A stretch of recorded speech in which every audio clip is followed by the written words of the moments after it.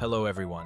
Today's story takes us to Louisiana, in the deep south of the United States, a state bordered by the Gulf of Mexico.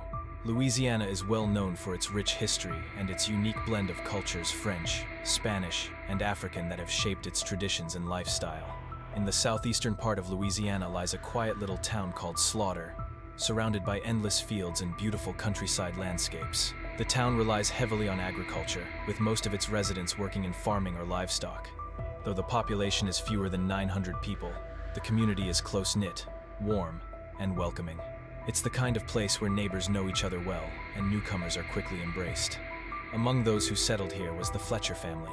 The Fletchers were considered a well-off and respected household. The father, Clay Fletcher, 65 years old, served as an official in a non-profit organization called the Civil War Round Table, a group dedicated to the study and discussion of American Civil War history.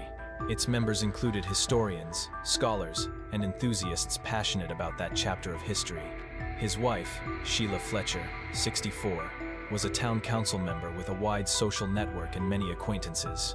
Together, they had a daughter named Lacey Fletcher, who was 36 years old. Lacey struggled with health problems that kept her from working, so she stayed home under her parents' care. The family lived on Tom Drive, in a spacious two-story home with a lawn and a swimming pool. A cement driveway led to the house, surrounded by wooded areas and open fields. With neighbors living far apart, the setting offered privacy and a sense of peaceful seclusion. Clay and Sheila were devout people. They regularly attended church, where they were admired and respected by many. Outside of work, they enjoyed fishing, jogging, and traveling. At times, they also cared for their daughter at home. From the outside, theirs seemed like an ordinary, even admirable family, but behind closed doors, something unthinkable was about to come to light. Let us go back to the 3rd of January, 2022, to understand what happened in detail. It was a Monday morning in the middle of winter, but Louisiana's mild climate meant the day was cool rather than bitterly cold. Clay and Sheila were driving home in the early hours along a quiet country road. The night sky still hung above them, dotted with distant stars, while the hum of their car echoed across the empty fields. Before long, they pulled into the driveway of their home on Tom Drive. Parking behind the garage, they walked across the lawn to the front door. Unlocking it, they stepped inside to a dark and silent house. With a flip of the light switch, the hallway lit up, and they headed toward their bedroom to rest after the trip. But as they passed through the living room, they froze. There, on the couch, lay their daughter, Lacey. She was motionless, in a fragile state that immediately alarmed them. Sheila collapsed to her knees beside her daughter, overwhelmed with grief. Both parents struggled to hold back their despair, but quickly reached for the phone and dialed 911, desperate for help. 2 hours later, emergency responders arrived at the Fletcher home. Clay and Sheila were already waiting outside. As soon as the medics stepped out of their vehicle, the couple rushed to explain. "We went away for the weekend and left our daughter, Lacey, at home. When we returned, we found her on the couch, and she wasn't breathing." They added, "Her health had always been poor. She never went outside and suffered from what we believed was locked-in syndrome, a rare neurological condition where a person loses most or all voluntary movement and speech. They cannot control their muscles, but can sometimes communicate through eye movements or nonverbal signals. While their bodies may be immobile, their minds remain fully aware." The parents went on to explain, "We had left Lacey home alone before when we traveled, and nothing happened. But this time, something went terribly wrong. When the emergency team entered the house, they immediately sensed something unusual. The air was heavy and unpleasant. In the living room, they saw Lacey lying on a brown leather sofa. Her body was sunken into the cushions, and it was clear she had been there for a very long time. Her appearance was troubling. She wore a short blue patterned shirt that didn't fit her properly. Her body leaned to one side, legs crossed, with her right arm resting across her chest. Her eyes were open, and her mouth slightly parted. She appeared frail, and her condition suggested years of declining health and isolation. For the medical responders, it was a heartbreaking sight. Even though they were trained professionals, many of them felt shaken. It was clear to them that Lacey had already passed away, and there was nothing they could do. Moments later, the quiet of the night was broken by sirens as police units arrived and sealed off the area. Soon after, forensic pathologist Dr. Ewell Bickham joined the scene, beginning the formal investigation. The rest of the house appeared tidy and well kept, but the atmosphere remained heavy.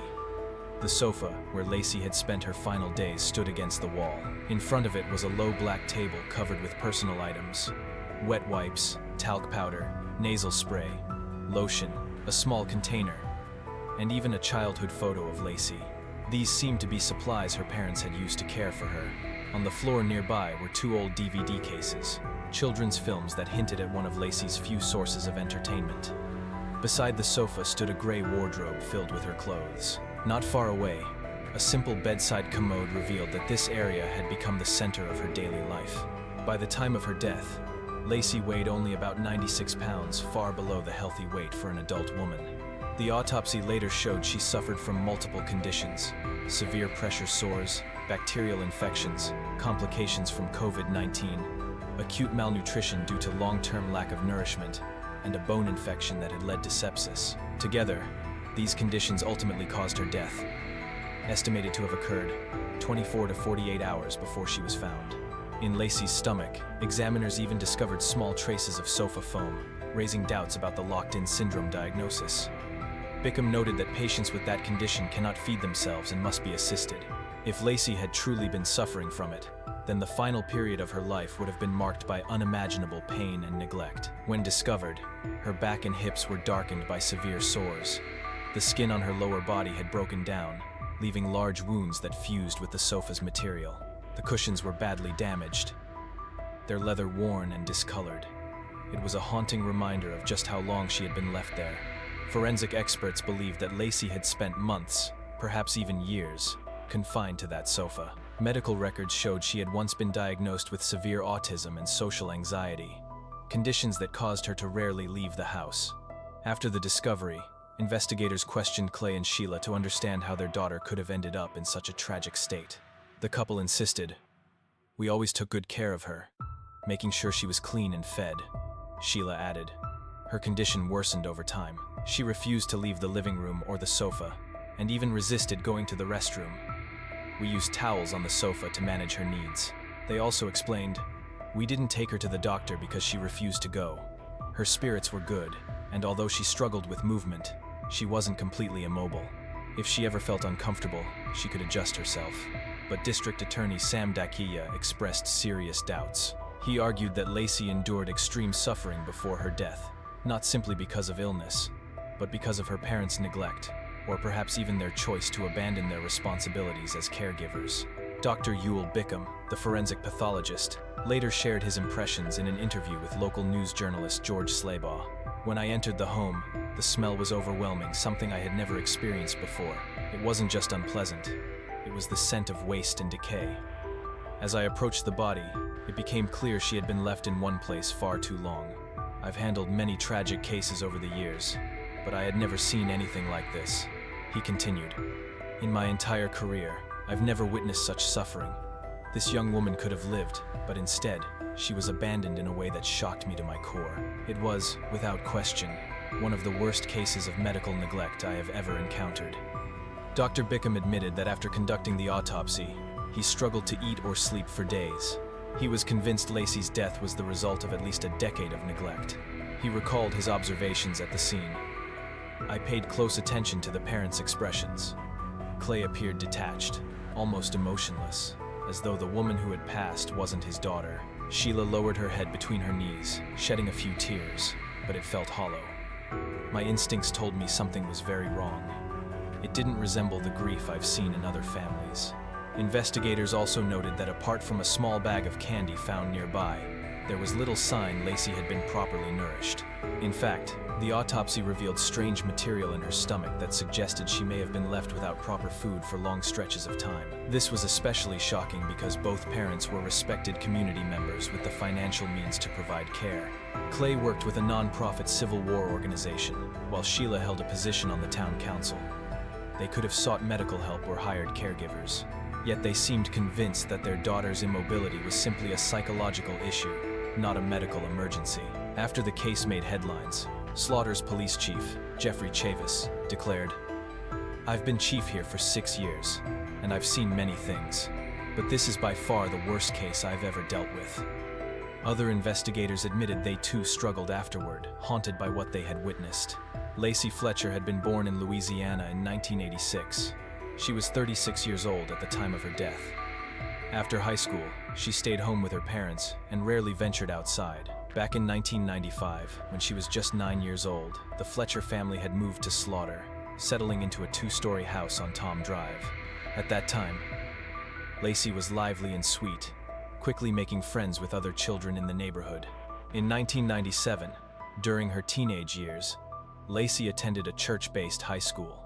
At that time, she was still healthy, enjoyed sports, and even played on the school's volleyball team. To her classmates, she was seen as a sweet and kind girl, but somewhere along the way, things began to change. Friends noticed that Lacey no longer seemed interested in typical teenage conversations or emotions.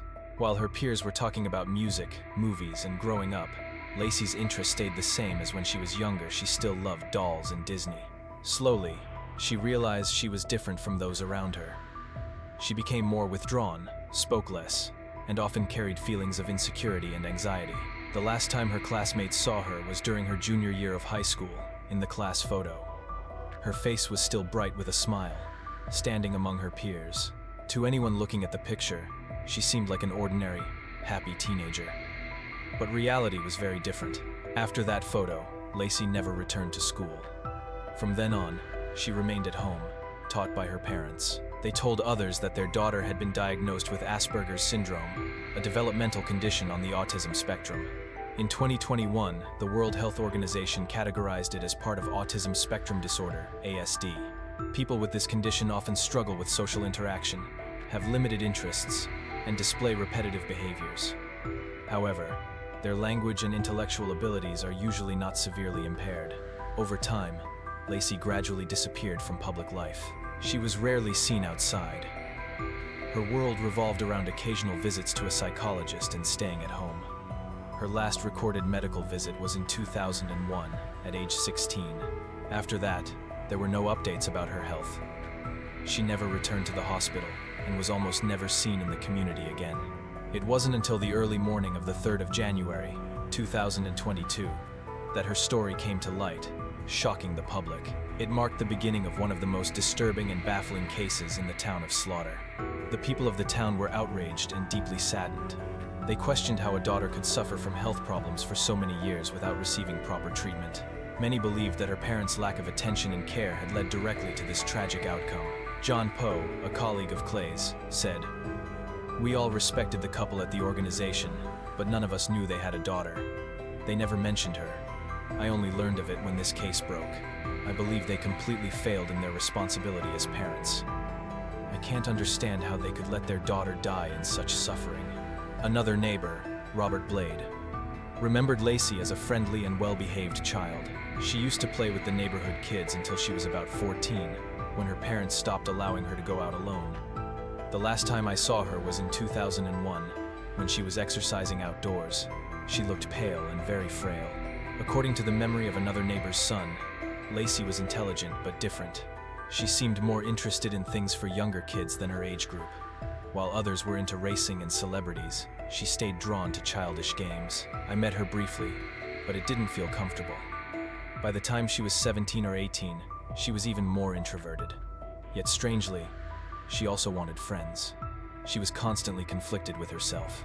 Robert recalled one last conversation with Clay in 2017. After years of not seeing Lacey, he asked her father about her whereabouts. "I always thought she had moved away," he said. Clay's reply was brief. "Oh no, she's still here, doing fine." Then Clay quickly changed the subject, avoiding further discussion. Robert got the message and never asked again, assuming Lacey had simply disappeared from the community. According to her parents, her isolated lifestyle was entirely her own choice. It later came to light that in 2010, the couple had actually visited a doctor to seek advice about their daughter's worsening condition. They explained, "She had become withdrawn, always staying on the couch and refusing to get up. We tried everything to encourage her, but nothing worked. The doctor recommended inpatient treatment, but for reasons unknown, they never followed through. These details suggested that Lacey had endured 12 long years confined to that sofa in the living room. Following her death, District Attorney Sam D'Aquila prepared to charge the parents with second-degree murder. In American law, this charge applies to intentionally causing a person's death without premeditation. It is still a serious crime, though considered less severe than first-degree murder. The prosecution presented enough evidence to bring the case before a grand jury. During the hearing, the jurors were shown photographs of Lacey on the sofa in extremely poor condition. The images were so distressing that many jurors struggled to even look at them. Ultimately, the grand jury indicted Clay and Sheila Fletcher on second-degree murder charges. Bail was set at $300,000 each. Within 36 hours, the couple posted bail and were released to await trial. Soon after, both resigned from their jobs. Perhaps the loss of their daughter had overwhelmed them with grief and regret. They refused to speak to the media. Through their lawyer, they issued a statement. They do not want to add to the pain of losing their daughter. They have already suffered enough. The trial was originally scheduled for the 6th of February, 2023, but was delayed until the 19th of June. In the meantime, Judge Catherine Jones dismissed the second-degree murder charges at a May 30 hearing. Yet DA D'Aquila persisted, planning to pursue new charges, determined that the parents should face life in prison without parole. To reach a resolution, prosecutors offered a plea deal. On the 6th of February, 2024, the Fletchers pleaded guilty to the lesser charge of manslaughter. With this plea, they faced up to 40 years in prison, with the possibility of parole after that term.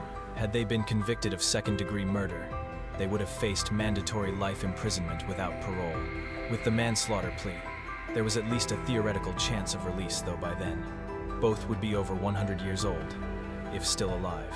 The final sentencing took place on the 20th of March, 2024. There are many forms of unconditional love between parents and their children. Yet for poor Lacey, what should have been love and protection became the root of her suffering. What should have been sacred instead turned into neglect that consumed her body and spirit. In the end, leaving this painful world was her only release, allowing her to finally rest in peace. And with that, today's story comes to an end. Thank you for listening, and I'll see you in the next video.